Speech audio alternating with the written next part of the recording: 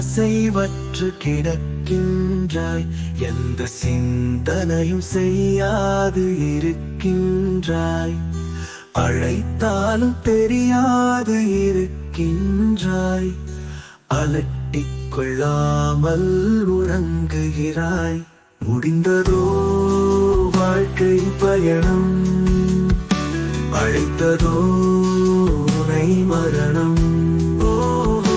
முடிந்ததோ வாழ்க்கை பயணம், அழைத்ததோ உனை மரணம்.